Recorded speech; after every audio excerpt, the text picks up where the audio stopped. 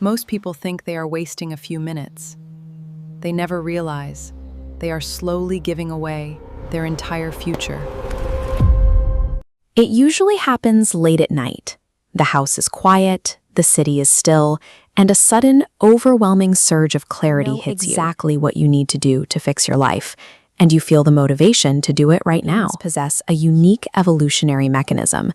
We can construct a vivid, idealized version of ourselves in a theoretical future, tasting the success and feeling the pride of a life we haven't actually built yet. Despite this ability to map out the perfect path, the vast majority of us remain stationary.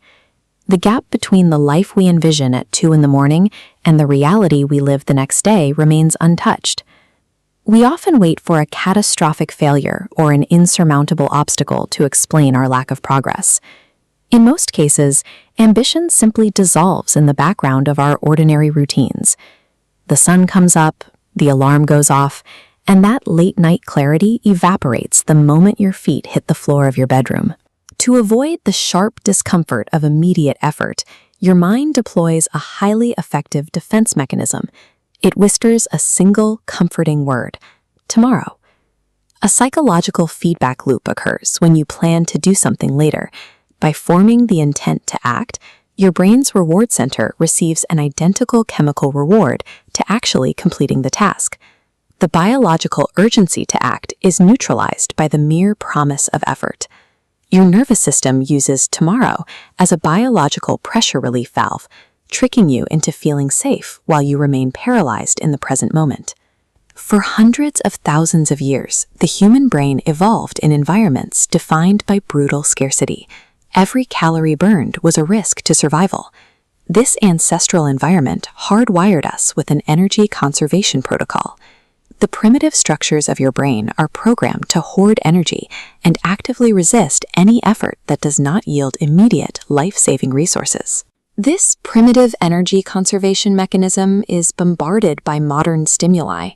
Infinite scrolling interfaces and algorithms are engineered to hijack this ancient wiring. Shifting to track neurotransmitters, artificial spikes of dopamine override the system. These spikes trick the brain into feeling victorious, despite expending zero effort. Mastering a complex skill requires immense neurological friction. A smartphone offers instant, frictionless relief. When forced to choose, the primitive brain selects the path of least resistance. This internal struggle is rarely a lack of willpower. It is a biological takeover of your survival instincts by modern convenience. This biological hijacking doesn't happen on grand stages. It happens at your kitchen table, on your living room couch, and at your office desk. Every time you encounter a difficult task and choose the easier distraction, your brain physically strengthens the neural pathway associated with quitting. The habit of surrender compounds biologically. It starts at the microscopic level. Hitting the snooze button, answering a trivial email instead of writing a hard proposal, or delaying an uncomfortable conversation for just 1 more hour. This graph tracks daily potential over a 7-day period. Notice the downward slope. Over a week, the effect of tiny compromises is almost imperceptible. But zooming out to a 1-year scale, that microscopic slope curves into a massive, compounding deficit. The gap widens aggressively. On the surface, you are doing fine, but underneath, there is a quiet, growing anxiety, a persistent awareness that your actual capabilities are slowly slipping away.